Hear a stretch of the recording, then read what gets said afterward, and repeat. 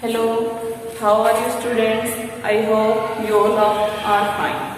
Students, अपना next topic start करते हैं जिसका नाम है ट्रांसफॉर्मेशन के ही अंदर है topic interchange of assertive and exclamatory sentence. अभी तक स्टूडेंट्स हमने प्रीवियस अपनी वीडियो जो देखी उसमें हमने पढ़ा था कि एसर्टिव सेंटेंस क्या होते हैं, उन्हें नेगेटिव कैसे बनाया जाता है और नेगेटिव से फिर दोबारा उन्हें इंटरचेंज एसर्टिव में कैसे किया जाता है। इसी तरीके से हमने फिर उससे नेक्स्ट टॉपिक पढ़ा था कि हम किसी एसर्टिव सेंटेंस को इंटरोगेटिव कैसे बनाएं और इंटरोगेटिव से वापस उसे एसर्टिव कैसे। अब हमारा जो नेक्स्ट टॉपिक है, हमारा ट्रांसफॉर्मेशन का नेक्स्ट प्रोसेस, नेक्स्ट विधि, जो नेक्स्ट मेथड आप कह सकते हैं, वो है हमारा इंटरचेंज परिवर्तन ऑफ एसर्टिव का एंड एक्सक्लेमेटरी और एक्सक्लेमेटरी सेंटेंस का।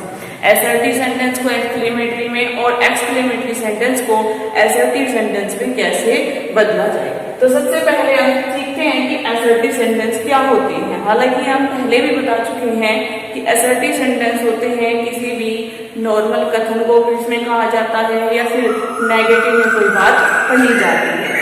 ठीक है, दो तरह के सेंटेंस, एक अफर्मेटिव और एक नेगेटिव, दोनों ही सेंटेंस एसर्टिव के अंतर्गत आते हैं। एक में एक नॉर्मल कथन और दूसरे में नेगेटिव बात, ठीक है, जिसमें नोट लगा रहता है। अब बात करते हैं एक्सक्लेमेटरी सेंटेंस क्या होते हैं। जब हमने सबसे पहले सेंटेंस पढ़े थे तो उसमें हमने पढ़ा था कि सिंपल सेंटेंस 3 तरीके के होते हैं और उनके अंतर्गत भी अगर सेंटेंस की बात करें तो हमने 5 तरह के सेंटेंस सीखे हैं।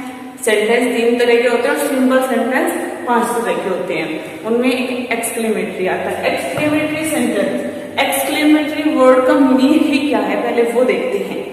एक्सक्लेमेटरी का मीनिंग होता है कि ऐसे सेंटेंस जिन्हें पढ़ने के बाद हमें कोई आश्चर्य की भावना दिखाई दे, क्या किसी तरह का हमें शोक प्रकट करने वाली फीलिंग महसूस हो या फिर हमें अत्यधिक खुशी की भावना उत्पन्न हो।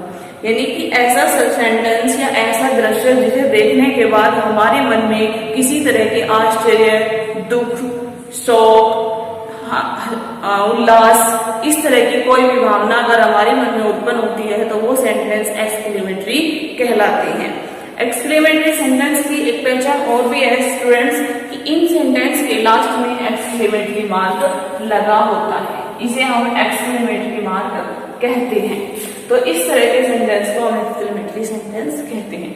जैसे कि एग्जाम्पल यहाँ पर भी देख लेते हैं, व्हाट अ ब्यूटीफुल मॉर्निंग।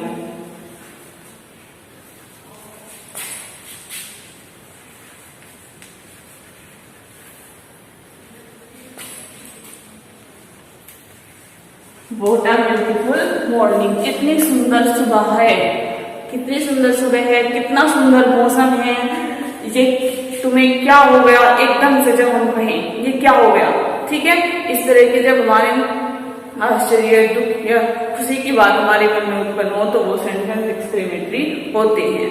ठीक है, चलिए अब सीखते हैं कि एसर्टिव सेंटेंस से एक्सक्लेमेटरी सेंटेंस में परिवर्तन कैसे किया जाए, इंटरचेंज कैसे करें। तो रूल्स ऑफ इंटरचेंज में देख लेते हैं कि सबसे फर्स्ट रूल हमारा इंटरचेंज का क्या होता है। आपको ये बात पता ही है कि जो सेंटेंस एक्सक्लेमेटरी होते हैं इंग्लिश में वो सेंटेंस व्हाट से या हाउ से बनती है। जैसे कि हम कहें व्हाट अ ब्यूटीफुल मॉर्निंग, कितनी सुंदर सुबह है, व्हाट अ ब्यूटीफुल वेदर, कितना अच्छा मौसम है, या फिर हम हाउ से कहें हाउ ब्यूटीफुल गर्ल, ये कितनी सुंदर लड़की है। ठीक है, तो इस तरह के जो भी एक्सक्लेमेटरी सेंटेंस वाले वाक्य होते हैं, सेंटेंस होते हैं, वो व्हाट या हाउ से बनते हैं। उनके बाद लास्ट में सेंटेंस के एक्सक्लेमेटरी मार्क भी लगा होता है। तो इस तरीके के सेंटेंस में जब स्टार्टिंग में हमें हाउ या व्हाट मिलता है तो हमें क्या करना है, हाउ या व्हाट के स्थान पर वेरी प्लस एडजेक्टिव का यूज करना है। यानी कि जब हम सेंटेंस बनाएंगे एसर्टिव एक्सक्लेमेटरी से तो हमें व्हाट और हाउ की जगह हमें अपना एक वेरी का यूज करना पड़ेगा, इस हाउ या व्हाट वर्ड की जगह वेरी का यूज करना पड़ेगा और इनके बाद जो एडजेक्टिव आता है उसको हम ऐसे लिख देते हैं। जैसे कि हमारा सेंटेंस है हाउ ब्यूटीफुल मॉर्निंग, तो हाउ के बाद जो ब्यूटीफुल वर्ड आया है ये एडजेक्टिव है, कितना सुंदर, तो इसलिए हाउ के साथ, हाउ की जगह पर हम वेरी का यूज करेंगे और ब्यूटीफुल को हम एज इट इज लिखेंगे। ये हमारी एक्सक्लेमेटरी से असर्टिव का फर्स्ट रूल है जो आपको याद रखना है। रूल है हमारा हाउ की या वर्ड की जगह आप वेरी लिखें और इसके बाद जो एडजेक्टिव आता है वो आप ऐसे की ऐसे ही लिखें। ऐसे और भी एग्जाम्पल हो सकते हैं जैसे कि हाउ फैट, कितना मोटा, हाउ फैट द मैन, ये आदमी कितना मोटा है। हाउ अगली द गर्ल इज, ये कितनी भद्दी है। How black the cow is, ये गाय कितनी काली है। तो हाउ के बाद जो वर्ड आएंगे एडजेक्टिव है, ये हमें पहचान पता होनी चाहिए, तभी हम उसकी जगह पर वेरी प्लस कोई एडजेक्टिव का यूज कर सकते हैं। तो ये आपका फर्स्ट रूल है। इसमें अगर हम रिटन में देखें तो आप सेंटेंस इस तरीके से करेंगे। पहले सेंटेंस में सब्जेक्ट आएगा, जैसे कि सेंटेंस का स्ट्रक्चर होता है किसी भी सेंटेंस का, इंग्लिश में स्ट्रक्चर यही होता है असर्टिव का कि सबसे पहले सब्जेक्ट आता है, फिर वर्ब आती है, उसके बाद अगर नोट सेंटेंस में नोट है तो आप नोट भी लिखिए, अदरवाइज नहीं, प्लस वेरी और उसके बाद एडजेक्टिव। ये स्ट्रक्चर आपको याद रखना है, इसी के बेस पर आप एक्सक्लेमेटरी सेंटेंस को असर्टिव बनाएंगे। वेरी इंपॉर्टेंट रूल है, आपको ये दोनों रूल याद रखने हैं। उसके बाद एक रूल और है इसमें, वो भी हमें याद रखना है। कई बार कुछ ऐसे सेंटेंस भी होते हैं जिन सेंटेंस में व्हाट के बाद या हाउ के बाद कोई एडजेक्टिव नहीं आता। अगर किसी सेंटेंस में एडजेक्टिव ना आए तो उसकी जगह पर उस सेंटेंस में कोई नाउन लिखा मिलेगा, उसमें वहां पर कोई ना कोई नाउन होगा। नाउन मीन्स किसी वस्तु या व्यक्ति स्थान का वहां पर नाम अक्षर मिलेगा आपको, तो उनकी जगह पर वहां पर व्हाट या हाउ की जगह पर आप क्या लिखेंगे, वहां पर आप वेरी का यूज नहीं करेंगे, वहां पर आप ग्रेट, स्ट्रेंज या फिर वंडरफुल वर्ड का यूज करेंगे। ओके स्टूडेंट, जैसे हम कहने लगे हाउ ग्रैंड बिल्डिंग, कितनी विशाल बिल्डिंग है, तो ग्रैंड मीन्स विशाल, लेकिन ये तो एडजेक्टिव है, यहाँ पर तो हम क्या करेंगे वेरी ग्रैंड आ जाएगा। और अगर यहाँ पर हाउ के साथ कोई व्यक्ति का नाम लिख दे, हाउ द ताजमहल ऐसा कुछ लिख दे, यानी कोई नाउन लिख दे, तो वहां पर आप ग्रेट या स्ट्रेंज लिखते हैं। चलिए पहले फर्स्ट करो, आपको ये तीनों रूल याद रखने हैं और तीनों रूल को फॉलो करते हुए पहले हम फर्स्ट सेंटेंस बनाते हैं, यानी कि अगर एडजेक्टिव आया हो तो हाउ और व्हाट के बाद तब सेंटेंस कैसे करें। एग्जांपल है हमारा what a pleasant weather. What means कितना, व्हाट का अर्थ क्या नहीं होता, हाउ का अर्थ कैसे नहीं होता, इनका अर्थ होगा कितना, ठीक है। कितना प्लीजेंट मींस सुहावना, प्यारा, वेदर मींस मौसम, कितना सुहावना मौसम है, ठीक है स्टूडेंट। कभी कभी इन सेंटेंस में पीछे लास्ट में वह हेल्पिंग वर्ब नहीं भी आती तो कोई भी परेशान होने वाली बात नहीं है, ठीक है। और अगर आ जाती है तो आप उसे लिख देते हैं। तो इस सेंटेंस को देखिए कैसे बनाते हैं। व्हाट की जगह हमें क्या यूज करना, वेरी, प्रेजेंट ऐसे कैसे, क्योंकि एक एडजेक्टिव है। अब हमें इस सेंटेंस को इस स्ट्रक्चर के अकॉर्डिंग बनाने के लिए सब्जेक्ट चाहिए। इस सेंटेंस में सब्जेक्ट क्या है हमारा, वेदर। बाई चांस आपको किसी सेंटेंस में सब्जेक्ट नहीं मिलता तो आप उस सेंटेंस में, जैसे कि आपको पता है कि वह मौसम से संबंधित, छुट्टी से संबंधित बातें हो तो हम उनमें एक सब्जेक्ट का यूज कर लेते हैं। कभी किसी व्यक्ति या घटना से संबंधित बात हो तो आप वहां पर देयर सब्जेक्ट का यूज कर सकते हैं। तो इसलिए कुछ सेंटेंस में अगर सब्जेक्ट आपको नहीं मिले तो आप इट या देयर सब्जेक्ट का यूज करें। ओके स्टूडेंट्स, तो चलिए इसे बनाते हैं। सब्जेक्ट क्या होगा हमारा, वेदर।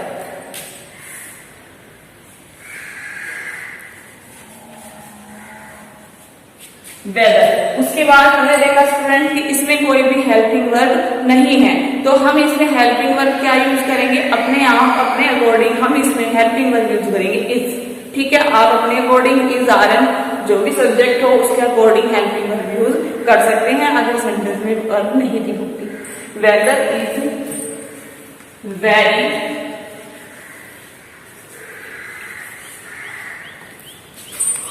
जैसे कि हमारा जो है सब्जेक्ट लिखा, हमने वर्ब लिखी इज, उसके बाद हम वेरी वर्ड का यूज करेंगे, वेरी। आगे है हमारा pleasant, weather is very pleasant. तो इस तरीके से ये आपका सेंटेंस रहेगा। अब अगर एक सेंटेंस और देख लेते हैं जिसमें वर्ड के साथ किसी नाउन का यूज होता है। वर्ड ए के बाद अगर कोई नाउन आए तो वहां पर हम ग्रेट, स्ट्रेंज या फिर wonderful according to the word कोई भी वर्ड यूज कर सकते हैं। जैसा उससे पहले वर्ड दिया गया हो, व्यक्ति है तो हम वहां पर स्ट्रेंज यूज कर सकते हैं, कोई वस्तु है, घटना है, ग्रेट यूज कर सकते हैं, इस तरीके से। ठीक है, तो चलिए एक एग्जाम्पल लेते हैं। वर्ड के बाद नाउन किस तरीके से आता है। वर्ड के बाद जैसे what a man you are, तुम किस प्रकार के व्यक्ति हो, तुम कैसे व्यक्ति हो। ठीक है, वर्ड ए के बाद मैन एक नाउन है। ठीक है, वर्ड ए के बाद अगर कोई नाउन आए, what a girl you are, तुम कैसी लड़की हो, तो इस तरीके के अगर वर्ड आए तो हम वर्ड की जगह पर कभी भी वेरी का यूज नहीं करेंगे, वहां पर हम स्ट्रेंज, ग्रेट या फिर वंडरफुल का यूज करेंगे। अब मैन के लिए इस पे डिपेंड करता है शब्द पे कि हम क्या यूज करें तीनों में से। मैन कभी भी वंडरफुल नहीं होता तो वहां पर वंडरफुल यूज नहीं कर, तो आप यहाँ पर या तो ग्रेट यूज कर सकते हैं या आप यहाँ पर स्ट्रेंज यूज कर सकते हैं। ठीक है, दोनों ही करेक्ट रहेंगे मैन के लिए। तो सेंटेंस होगा, सबसे पहले हम वही स्ट्रक्चर यूज करेंगे। सब्जेक्ट, सब्जेक्ट क्या है हमारा यू, उसके बाद हमारी हेल्पिंग वर्ब क्या है आर, यू आर। उसके बाद ये हम लिख चुके हैं, अब हम यहाँ पर वेरी लिखते हैं, वेरी, स्ट्रेंज, ग्रेट, जो भी। ठीक है, यहाँ लिखेंगे हम यू आर अ स्ट्रेंज, क्योंकि मैन के लिए स्ट्रेंज वर्ड ज्यादा एप्रोप्रिएट है। You are a strange man, you are a strange man, तुम एक अनोखे, विचित्र या अजीब आदमी हो। ठीक है, तो हमारा जो एक्सक्लेमेटरी सेंटेंस था वो हमारा एसर्टिव में चेंज, तो हमारा इस तरीके से सेंटेंस एसर्टिव में चेंज हो चुका है। चलिए अपना नेक्स्ट रूल देखते हैं, रूल नंबर 4। अगर हमें हाउ या व्हाट दिया हो तो हम इस वाले रूल को अप्लाई करते हैं, लेकिन अगर एक्सक्लेमेटरी सेंटेंस में हाउ या व्हाट ना देके उसकी जगह पर एलास, हुर्रा या ब्रेवो जैसे कुछ एक्सक्लेमेटरी वर्ड दिए जाए और उसके बाद एक्सक्लेमेटरी मार्क लगा दिया जाए, तो उन सेंटेंस को हम एसर्टिव कैसे बनाते हैं। तो उन सेंटेंस में उन वर्ड्स की जगह पर हम इन फ्रेजेस को यूज करते हैं, जैसे कि एलास वर्ड की जगह आप लिखेंगे it is sad that, hurrah word की जगह आप लिखेंगे इट इज जॉयफुल दैट, और ब्रेव वर्ड की जगह आप लिखेंगे इट इज जॉयफुल दैट। ठीक है, एलास का अर्थ है दुख प्रकट करना, इट इज सैड दैट, और हुर्रा का मीनिंग होता है खुशी प्रकट करना कि हमने मैच जीत लिया या हमें कुछ भी सक्सेस मिली, तो हम हुर्रा वर्ड यूज करते हैं, वहां पर उसे एसर्टिव में लिखते हैं it is joyful that, it subject, verb और फिर अदर वर्ड। उसके बाद ब्रेवो, ब्रेवो का अर्थ होता है शाबाश। ठीक है, और इसे भी हम जब एसर्टिव बनाते हैं तो इट इज जॉयफुल दैट करके लिखते हैं। इन शब्दों को आप याद रखेंगे, जिन भी सेंटेंस में वर्ड मिले आपको तो वहां पर आप एक्सक्लेमेटरी से एसर्टिव बनाते वक्त ही इन फ्रेज को यूज करेंगे। अब एग्जांपल देख लेते हैं। फर्स्ट एग्जांपल है alas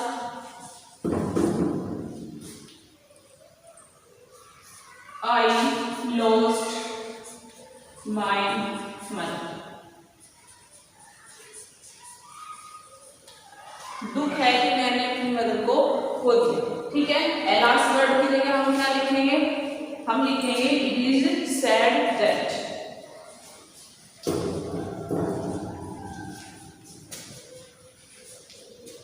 it is sad that. अब उसके बाद हमारे पास सब्जेक्ट ऑलरेडी आ चुका है, तो हम क्या लिखेंगे it is sad that I lost my mother. पीछे का पोर्शन आप ऐसे कैसे ही लिख देते हैं, उसमें आप कोई चेंज नहीं करते। ओके स्टूडेंट्स, तो इस तरीके से आपको करना है। अगर किसी सेंटेंस में हुर्रा लगा रहता है, hurrah I won the match, मैं मैच जीत गया, तो आप वहां पर लिखेंगे it is joyful that I won the match. Bravo, bravo शाबाशी नहीं होगा किसी को, जैसे हम कहते हैं शाबाश वेल, आपने बहुत अच्छा किया, तो हम सेंटेंस में क्या लिखेंगे, सबसे पहले लिखेंगे it is joyful that you did well, well done. उसे क्या लिखेंगे हम, यू डिड वेल। इस तरीके से आप इस रूल को फॉलो करेंगे। नेक्स्ट हमारा रूल है 5th नंबर का, कि अगर किसी सेंटेंस में ना वोट हो, ना हाउ हो, ना इस तरह का कोई शब्द हो और उनमें केवल ओ, हो, इफ, वुड, इफ ओनली या इस तरह में से कोई भी एक वर्ड लिखा दिखाई देता है और उसके आगे कोई एक्सक्लेमेटरी मार्क लगा होता है तो आप उस सेंटेंस को असर्टिव कैसे बनाएंगे। जैसे कि सामने लिखा भी हुआ है कि इनमें से आपको कोई भी वर्ड अगर मिले उसके आगे एक्सक्लेमेटरी मार्क लगा हुआ उसके सामने तो आप उसकी जगह आई विश का प्रयोग करते हैं। आई मीन्स मेरी और विश मीन्स इच्छा है, मेरी इच्छा है। इनका अर्थ आपको पता ही है, ओ अरे, ओ मीन्स अरे होता है लेकिन बुक के लिए। इफ यदि, जिसे कहते हैं काश, वुड का अर्थ भी काश होता है, काश मैं ऐसा कर पाता, तो वहां पर इच्छा प्रकट करने के लिए, संभावना प्रकट करने के लिए वुड का यूज होता है। इफ ओनली, इसका अर्थ होता है काश, केवल ऐसा होता। तो एक सेंटेंस ले लेते हैं, हमारा सेंटेंस है O for a cup of tea. ओ मेरी इच्छा है काश एक कप चाय मिल जाए, काश एक कप चाय मिल जाए, ठीक है।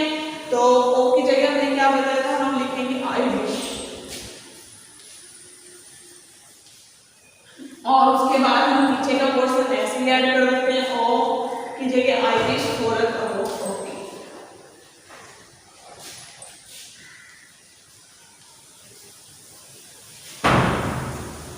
इसका मीनिंग हो गया काश मेरी एक कप चाय पीने की इच्छा है, ठीक है। अगला एक एग्जांपल और ले लेते हैं, if only I could see my mother. If only, केवल, काश केवल मैं अपनी माँ को देख पाता, ये मेरी इच्छा है, काश ऐसा हो पाता। तो इफ ओनली की जगह हम क्या लिखेंगे, आई विश। इसमें फॉर वगैरह किसी तरह की कोई प्रीपोजिशन नहीं आई है, एक आगे का स्टेटमेंट दिया गया है पूरा, subject plus verb plus object, इस तरीके से। तो इनमें आप दैट लगाते हैं जोड़ने के लिए। I wish that I could see my mother.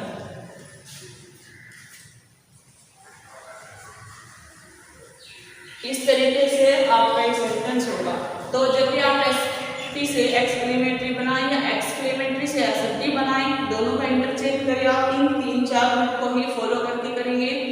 जिस तरीके से हमने एक्सक्लेमेटरी को एसर्टी में बदला है उसी का अपोजिट करके आप किसी भी असर्टिव सेंटेंस को एक्सक्लेमेटरी बना सकते हैं। जैसे कि अगर कहीं लिखा है it is said that I lost my mother, दुख की बात है कि मैंने अपनी माँ को खो दिया, ये सेंटेंस असर्टिव है क्योंकि इसमें लास्ट में फुल स्टॉप है। अब आपको सेंटेंस एक्सक्लेमेटरी बनाना है ऐसा, तो आपको पता है ये फ्रेज है जो किसकी जगह लगती है, एलास की। तो एलास वर्ड लगाइए, एक्सक्लेमेटरी मार्क लगाइए और पीछे का पोर्शन ऐसे लिख दीजिए। तो इस तरीके से आपका एक असर्टिव सेंटेंस एक्सक्लेमेटरी में चेंज हो जाता है। इसी तरीके से इनका करोगे आप, अगर किसी सेंटेंस में आई विश दैट करके कुछ भी मिलता है, ठीक है, तो आपको पता है आई विश की जगह या तो आप ओ लगा दें, ओ लगा दें, इफ, वुड, जैसे सेंटेंस का सेंस हो उसे आप अकॉर्डिंग वर्ड लगा सकते हैं, ठीक है। और इससे पहले वाला जो आपको रूल बताया था बोर्ड वाला, उसे भी आप ऐसे ही करेंगे। तो आई थिंक आपको कोई प्रॉब्लम नहीं होगी अगर आप वीडियो को ध्यान से समझ के रूल को पहले लिखें, सभी रूल एक बार वीडियो देखें और देखने के बाद जितने भी इसमें इंपॉर्टेंट रूल बताए जाते हैं सबसे पहले उन्हें अपनी कॉपी पर नोट डाउन करें फेयर कॉपी पे। उसके बाद एक बार वीडियो देखें समझने के लिए, एक बार आपने वीडियो देखी लिखने के लिए रूल्स लिखें, उसके बाद दूसरी बार आप वीडियो देखें सेंटेंस को बनाने के लिए, फिर अपने सामने एक्सरसाइज रखो, अपनी वो कॉपी रखो जिसमें आपने रूल्स लिखे हैं, एग्जाम्पल लिखो और उसके बाद उन बेसिस पर आप एक्सरसाइज शुरू करो। फिर भी आपको कोई भी प्रॉब्लम होगी बच्चों, लेकिन मेहनत आप ही को करनी है, बिना वीडियो अच्छे से देखे बिना बुक के आप